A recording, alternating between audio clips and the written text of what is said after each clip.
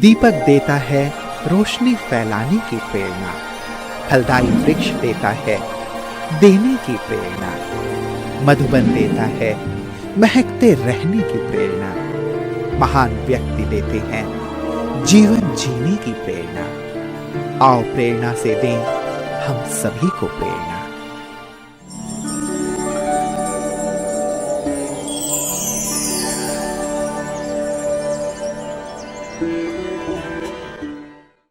पुणे शहर को महाराष्ट्र की सांस्कृतिक राजधानी माना जाता है। कई प्रसिद्ध शिक्षण संस्थानों की उपस्थिति के कारण इसे पूर्व का ऑक्सफोर्ड भी कहा जाता है।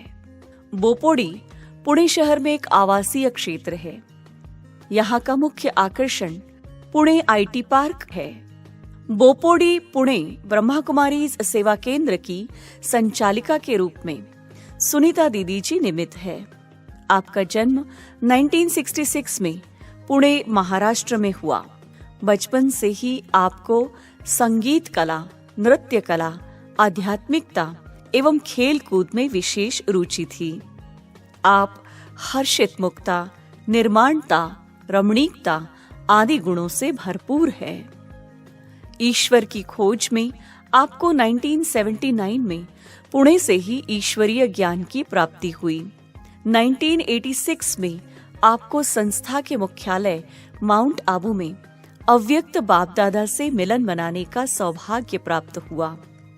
आश्रम की सकारात्मक जीवन शैली एवं पवित्र जीवन ने आपको आकर्षित किया। परमात्मा से वरदान प्राप्त करके आपने अपना जीवन समर्पित करने का निश्चय किया। तब से ही जलगांव, कुसुम्बा, मौंडा, सातारा, मोर्शी, रामगढ़ आदि स्थानों में सेवाएं देते हुए 1993 से बोपोडी में ही स्थायी रूप से आप अपनी सेवाएं दे रही है। जन जन को ईश्वरीय संदेश देते हुए आपने अनेक आध्यात्मिक कार्यक्रमों का सफल आयोजन भी किया। वर्तमान समय आपके कुशल नेतृत्व में 1 सेवा केंद्र, 2 उपसेवा केंद्र, 15 गीता पाठशालाओं में 400 से अधिक ब्रह्मावत्स ईश्वरीय पालना का आनंद ले रहे हैं।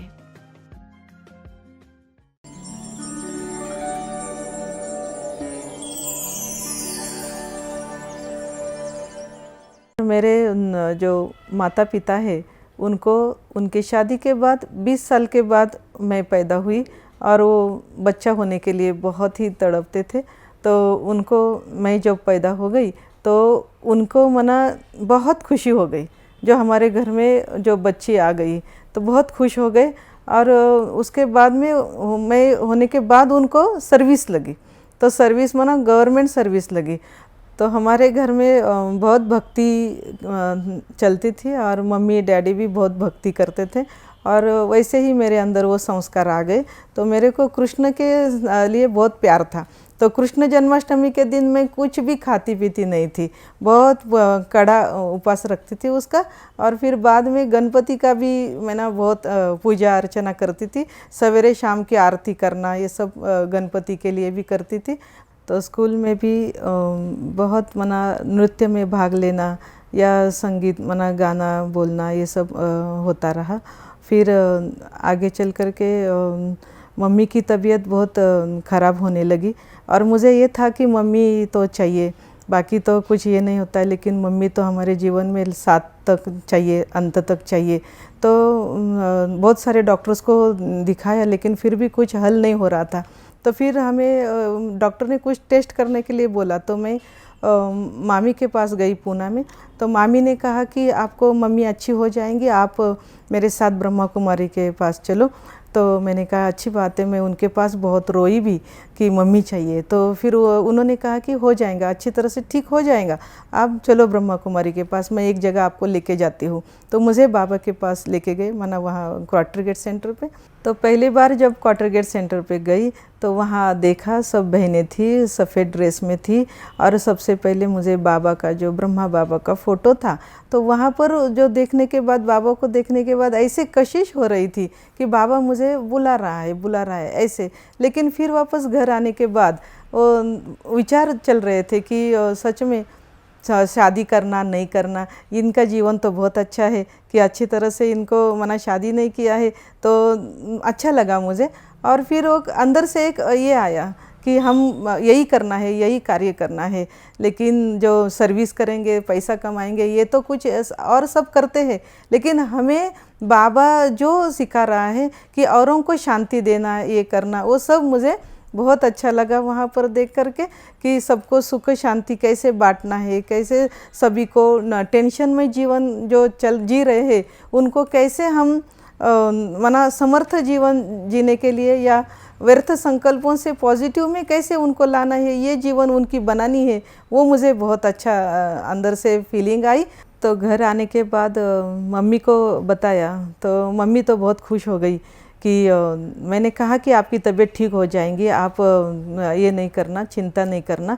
तो मम्मी को सारा सुनाया, बाबा के बारे में, ज्ञान के बारे में, 84 जन्म के बारे में सब कुछ सुनाया। तो मम्मी को अच्छा लगा। तो मम्मी को ये भी बताया कि प्याज लहसुन नहीं खाना है, नॉनवेज नहीं खाना है, तो आपको 2 मास के लिए कुछ नहीं करना है। तो उन्होंने ये सारा 2 मास के लिए सब एक्यूरेट किया।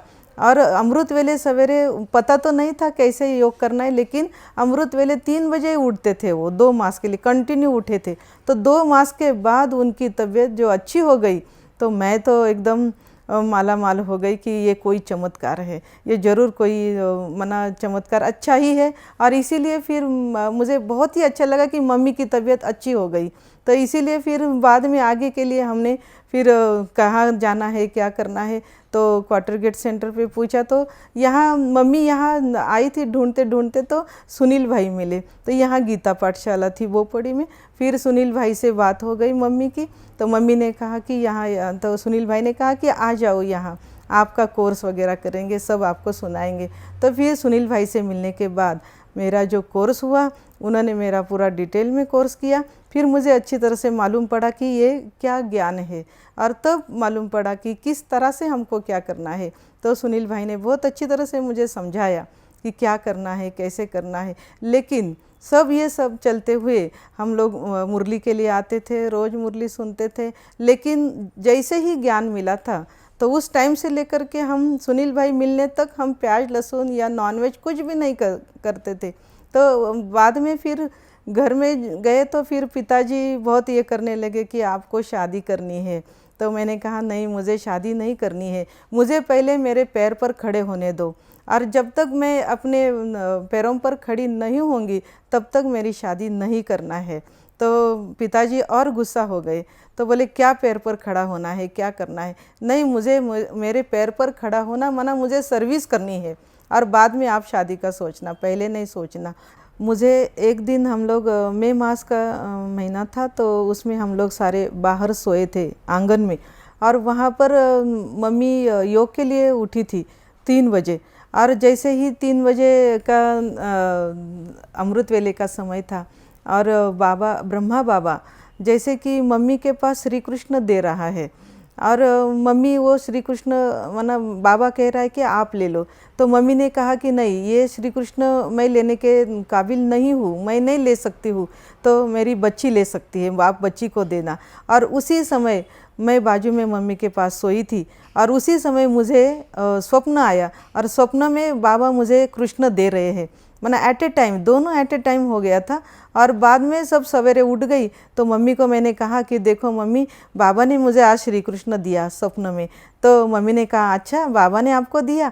तो मैंने ही तो बाबा को बोला था कि बच्ची को देना, मैं श्री कृष्ण लेने के लायक मैं नहीं हूँ, मेरी बच्ची है। तो ये जो था, ये दोनों का सडनली बना एक साक्षात्कार की तरह मुझे बहुत अच्छा लगा। और फिर बाद में एक ये रहा कि सचमुच बाबा और ये परमात्मा, ये कुछ तो शक्ति है, और ये ब्रह्मा बाबा, ये कुछ तो शक्ति है, ऐसे एक अंदर से महसूस हो गया। और फिर हम ज्ञान में चलने लगे। बहुत अच्छी तरह से रोज़ मुरली सुनना, योग करना, सब कुछ अच्छा चल रहा था। लेकिन पिताजी ने बीच में विघ्न डालना शुरू किया कि आपको अगर वाइट साड़ी पहनना है, ये सब कुछ करना है, प्याज लहसुन नहीं खाना है, तो आप घर से चले जाओ, यहाँ नहीं रहना है। तो फिर मैं वैसे ही गीता पाठशाला के अंदर आ गई, और सुनील भाई को सुनाया सब। तो सुनील भाई ने कहा कि सब ठीक हो जाएगा, आप चिंता नहीं करना, है ना, बाबा सब ठीक करेगा, आप वापस घर जाओ। तो फिर मैं वापस घर गई। तो वापस घर जाने के बाद पिताजी कुछ नहीं कहा, उन्होंने बहुत अच्छी तरह से उन्होंने एंट्री करने दिया और झगड़ा भी नहीं किया। और बाद में फिर उन्होंने कहा कि ठीक है, आपको जो करना है वो करो, लेकिन ये सब मेरे को कुछ नहीं बोलना, मेरे को ज्ञान के बारे में कुछ नहीं बताना, आपको जो करना है वो आप करना है।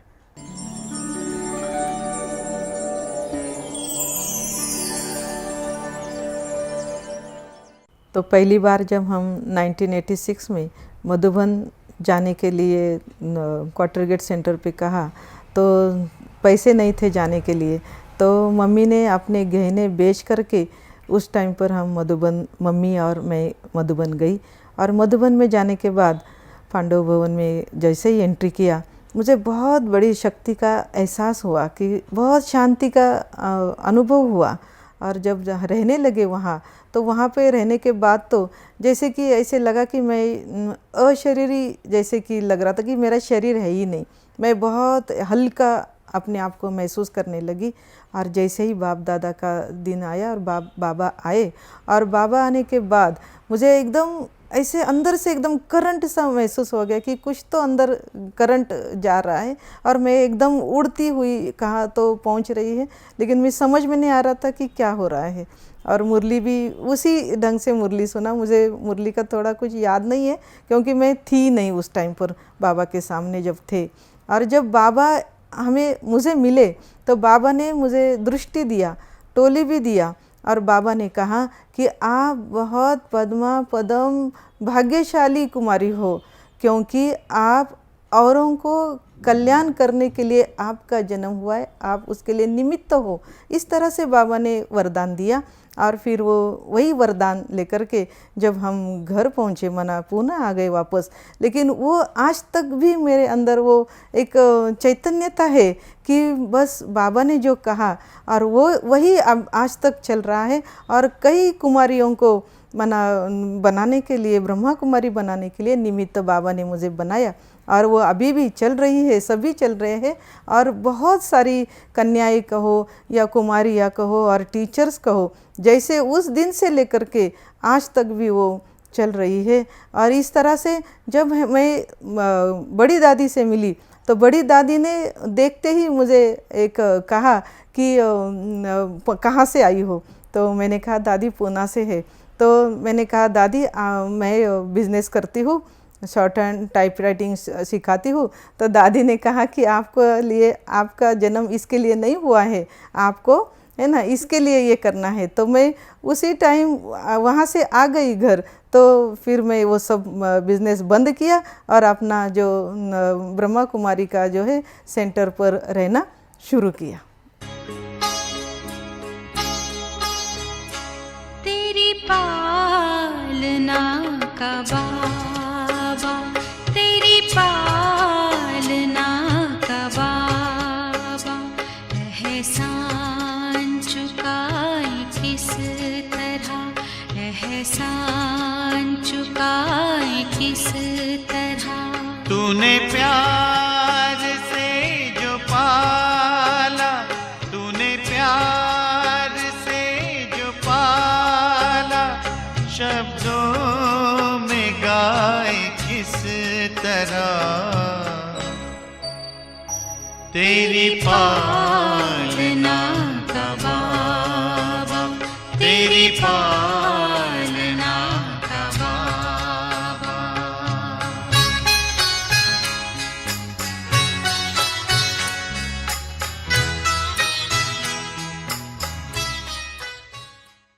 फिर मैं मधुबन से जैसे आई तो मेरा मन घर में जाने का नहीं हो रहा था, लेकिन फिर भी वैसे घर जाके फिर मैं गीता पाठशाला गई और गीता पाठशाला में रहने लगी वहाँ ही। और फिर वहाँ रहने के बाद जैसे ही सेवा बढ़ते गई तो गीता पाठशाला से सेंटर हो गया। तो बाबा ने मेरे लिए एक सेंटर तैयार किया और सेंटर का ओपनिंग के लिए है ना चंद्रमणि दादी जी आए थे। और चंद्रमणि दादी जब ओपनिंग कर रहे थे तभी दादी ने अपने बोल में कहा कि ये सेंटर जो है ये विश्व में लाइट हाउस और माइट हाउस बनेगा। इस तरह से फिर सेंटर बढ़ते रहा और सेंटर बढ़ते बढ़ते जैसे कि कम से कम 20 कुमारियाँ सेंटर पर रहने लगी और फिर सेवा बढ़ते बढ़ते 6 सब सेंटर बनाए और सब सेवाएं बढ़ती रही और सेवा बढ़ते बढ़ते बहुत ही मना बोपोडी सेंटर पर ही रहते रहते मैं जलगांव गई, वहाँ 2-3 मास के लिए गई थी, वहाँ भी अच्छी तरह से सेवा हुई। तो मेढ़ा गई, मेढ़ा में भी बहुत अच्छी तरह से सेवा हुई, मुड़शी गई थी। तो इस तरह से बोपोडी सेंटर में रहते रहते बाकी सारी सेवा के लिए जाती रही। लेकिन अभी वर्तमान समय मैं बोपोडी सेवा केंद्र पर ही हूँ। तो जैसे ही दादी को सद्गुरु भूषण पुरस्कार से सम्मानित किया गया तो उस प्रोग्राम में कम से कम 25,000 लोग आए हुए थे और दादी ने अपने खड़े वहाँ के प्रोग्राम में दादी ने 1 घंटा खड़े होकर के भाषण किया और दादी ने कहा कि ये इतनी बड़ी सभा मैंने पहली बार पूना में देखा हुआ है कि 25,000 लोग हैं। तो बहुत अच्छा दादी को लगा और उसमें दादी को जो पुरस्कार दिया, अन्ना हज़ारे आए थे और अन्ना हज़ारे के थ्रू दादी को ये पुरस्कार दिया गया। तो उसमें दादी जी ने और एक ऐड किया था कि बाबा की प्रत्यक्षता है जो वो पूना से होंगी और पूना उसके लिए निमित्त बनेगा। तो पूना जो है ये प्यार का ओना है जो बाबा ने बताया हुआ है। तो दादी ने ऐसे पूरा अपने भाषण में सुनाया और फिर दादी ने प्रोग्राम होने के बाद दादी ने कहा, सबको पूछा कि ये प्रोग्राम किसने किया और ये प्रोग्राम जो किया वो बहन कहाँ है। तो दादी ने मुझे याद किया रात को 11:30 बजे। फिर दादी ने बोला कि उस बहन को बोलो कि सवेरे आने के लिए मुरली के लिए। तो फिर हम मुरली के लिए मीरा सोसाइटी गए। तो दादी ने फिर से पूछा कि वो बहन आई है क्या जो कल का प्रोग्राम हुआ। तो फिर दादी ने बोला उस बहन को बुलाओ आगे, क्योंकि मुझे बैठने के लिए जगह नहीं थी, बहुत पीछे बैठे थे। तो दादी ने बुलाया आगे, बोला इधर आओ, मेरे सामने आ जाओ। तो बोले कल का प्रोग्राम किसने किया? तो मैंने कहा उसने किया। तो दादी ने कहा कि उसने किया? मैंने कहा हाँ उसने किया। आपने नहीं किया? मैंने कहा नहीं हमने नहीं किया, बाबा ने किया। तो दादी बहुत खुश थी और दादी ने फिर बहुत अच्छी तरह से मुझे प्यार किया, टोली दिया और फिर हम लोग घर आए। इस तरह से वो प्रोग्राम हुआ। और सेकंड प्रोग्राम फिर बहुत बड़े बड़े प्रोग्राम भी हो गए, जैसे कि राजयोग शिविर 3 दिन का रखा था बाल गंधर्व रंग मंदिर में, उसमें उषा दीदी का था। तो उसमें बहुत हॉल फुल हो गया था, लगा भी नहीं था कि इतना लोग आएंगे, नीचे बैठे थे लोग हॉल में। तो इस तरह से वो भी शिविर हो गया। फिर सेल्फ मैनेजमेंट का भी प्रोग्राम हुआ।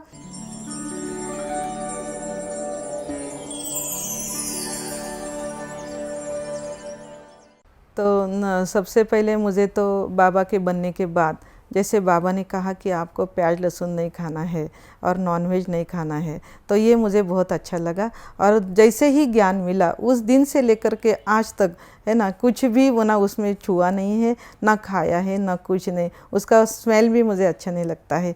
और सबसे बात और है कि बाबा ने जो कहा कि पवित्रता को धारण करना है, तो ये पवित्रता की धारणा भी मुझे बहुत अच्छी तरह से अच्छा लगता है, क्योंकि हमारे लाइफ में हम जो कर रहे हैं, बाबा ने जो हमको सिखाया हुआ है, ये जो पवित्रता की बात जो है वो मुझे बहुत अच्छी तरह से फर्स्ट दिन से लेकर के आज तक बहुत अच्छी लगती है।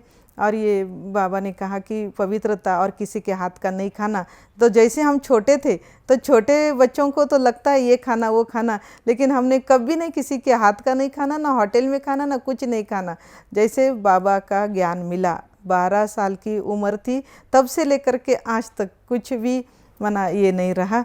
और एक बात है कि मुझे सच्ची दिल बहुत अच्छी लगती है, सत्यता बहुत अच्छी लगती है, कि सत्यता पर चलना ये बाबा ने हमें सिखाया हुआ है, तो वो मुझे बहुत अच्छा लगता है। सच्ची दिल पर साहब राजी, इस तरह से बाबा कहता है, तो मुझे सच्चाई बहुत पसंद है। और कभी भी अपने लाइफ में ये धारणाओं को, मुझे झूठ बोलना ये सब करना मुझे बिल्कुल पसंद नहीं है।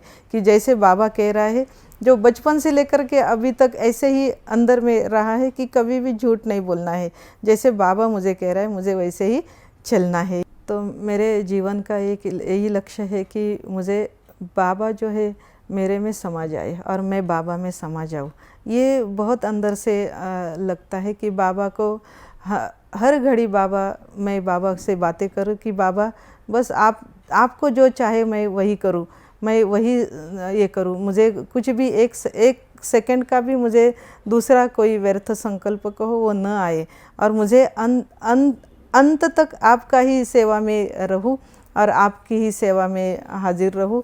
ये अंदर का जो एक ये है कि बाबा बाबा बाबा, और जैसे भी सवेरे से लेकर के अमृत वेले से लेकर के जैसे मैं उठती हूँ तो बाबा आप ही उठाते हो, और जैसे ही मैं स्नान करती हूँ तो बाबा के साथ मैं स्नान कर रही हूँ, बाबा के साथ मैं चाय पीती हूँ, बाबा के साथ ही मुझे नाश्ता करना है। ये मेरा लक्ष्य पूरा रहता है दिन भर में।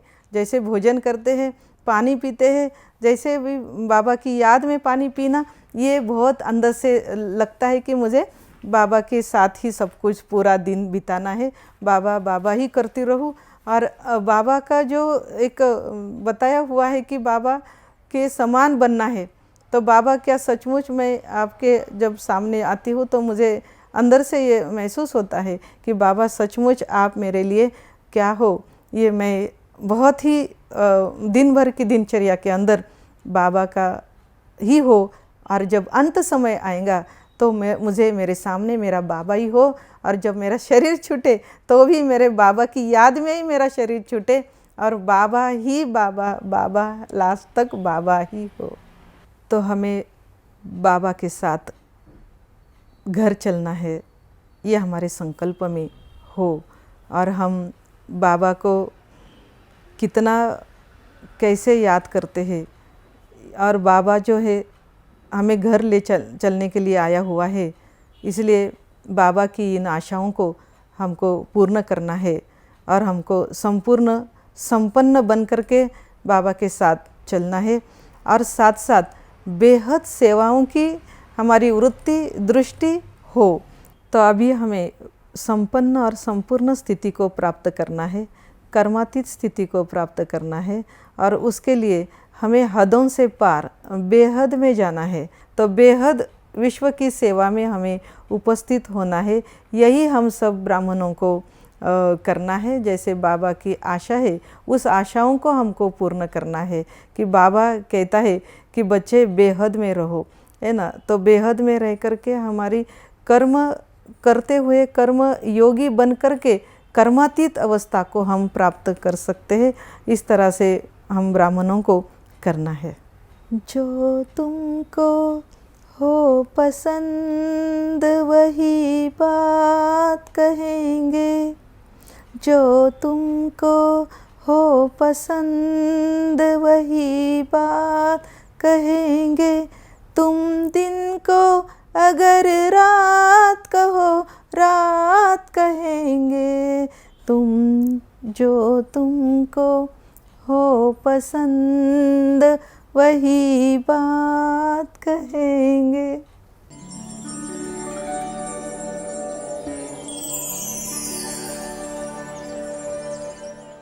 और उनका जो प्यार है, उनका जो स्नेह है, उनकी जो हरेक के लिए शुभ भावना है, उसके द्वारा वो अनेक आत्माओं की शुभ भावनाएं हमेशा ही प्राप्त करती आई है। और उनके जीवन में हमने देखा कि आने वाली परिस्थितियां हो या समस्याएं हो, लेकिन ब्रह्मा बाप के समान वो हमेशा ही अडिग रही है। चाहे कितनी ही समस्या आ जाए, हम उसे समस्या समझते हैं, लेकिन वो उसे सुनहरा अवसर ही समझती आई है। और विशेष बात कहना चाहती हूँ दीदी के प्रति कि दीदी ने एक गुप्त रीति से पुरुषार्थ करते हैं दीदी, तो वो पुरुषार्थ देख के हमें भी ऐसा लगता है कि अपनी स्व उन्नति का पुरुषार्थ कैसे करना है। साथ में कभी भी दीदी ने अपने मैं ये शब्द यूज़ नहीं किया, हमेशा दीदी दीदी कहकर बात करते हैं। तो इसीलिए वही समझ में आता है कि बाबा हमें बेहद की सेवा में कैसे हमारी पालना करता है, वैसे दीदी हमें बेहद की सेवा क्या होती है ये पालना द्वारा हमको सिखाते हैं। दीदी ने बहुत स्नेह और प्यार से बहुत अच्छी तरह से पालना दी। दीदी ने कहीं हम जॉब भी करते हैं, लेकिन दीदी ने कभी ऐसे महसूस नहीं होने दिया कि आप जॉब में रहते हो या यहाँ पे सेवाधारी नहीं हो। हमेशा जहाँ जॉब की जगह कैसे सेवा करनी है वो भी सिखाया। बाबा के साथ उनका अटूट प्यार है। बाबा का हर कार्य वो बड़े उमंग उत्साह से करते हैं। उनकी जीवन का लक्ष्य है कि बाबा के साथ में सदा ही सच्ची रहूँगी, बाबा के साथ कभी भी मैं किसी कार्य में पीछे नहीं रहूँगी। बाबा ने जो भी मेरे प्रति आशाएं रखी है, बाबा ने जो भी मेरे प्रति अपेक्षाएं रखी है, वह सर्व आशाएं अपेक्षाएं मैं पूर्ण करके रहूँगी। उनका लक्ष्य है, जीवन का लक्ष्य है कि मेरा जीवन बाबा के लिए है, जीऊँगी तो बाबा के लिए, मरूंगी तो बाबा के लिए। इसी लक्ष्य को लेकर के वो सदा आगे बढ़ती रहती है, स्वयं भी उड़ती रहती है, औरों को भी उड़ाती रहती है और अपना जीवन औरों के लिए उन्होंने एक आदर्शमय बना दिया है।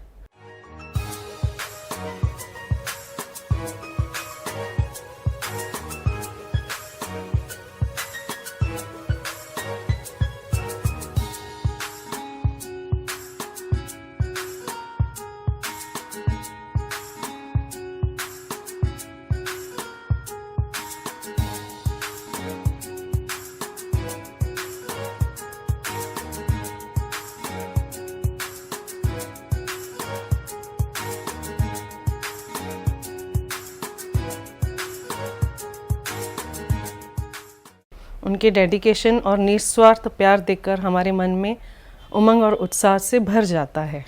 भोजन तो इतना प्यार से खिलाते हैं जैसे उनके कण कण में प्यार समाया हुआ हो। दीदी से मिलने के बाद में ये परिवर्तन आया है कि किसी के साथ में रैश भी बात नहीं करनी है, उसमें से सबसे प्यार से ही बात करना है। कोई भी चीज़ में अपन कोई भी डिसीजन, जो दीदी से यही सीखा है कि फास्ट डिसीजन नहीं है, जो भी थोड़ा सोच समझ के बात करनी है, थोड़ा साइलेंट बात करनी है। दीदी का इतना प्यार, इतना नेगेटिव में से पॉजिटिव में कैसे जाना है, वो दीदी ने हमें बहुत अच्छा सिखाया है। और सर्विस में, गवर्नमेंट सर्विस में, हेल्थ डिपार्टमेंट में रहने के बाद में तो दीदी ने कैसा पेशेंट के ऊपर भी कैसा हमें इम्प्रूवमेंट करना है या तो कैसे वाइब्रेशन फैलाने हैं, ये दीदी ने हमें सिखाया है। उससे बहुत ही हमें बहुत फ़ायदा हो गया है।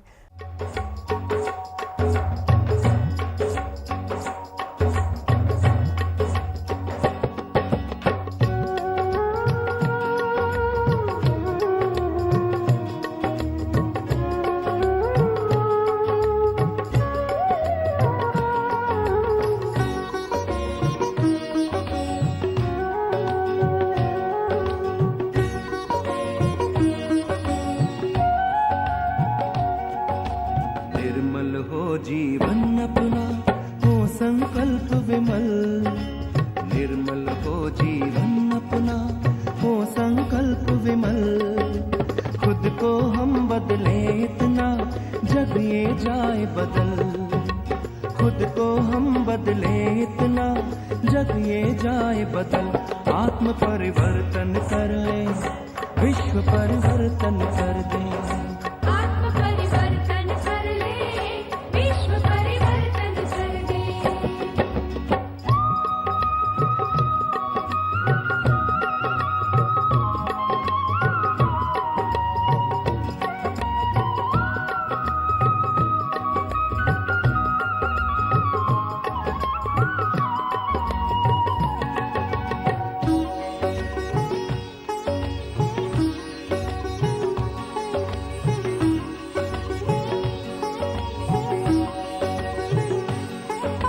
भला करो और जाओ भूल, भला करो और जाओ भूल। वो अपना बस यही उसूल, शूल बिछाए कोई पथ में तो भी बिछाना हमको फूल, तो भी बिछाना हमको फूल। शुभ संकल्पों के मोती सुख के रचे महल, शुभ संकल्पों के मोती सुख के रचे महल। खुद को हम बदले इतना जग ये जाए बदल, खुद को हम बदले इतना जग ये जाए बदल।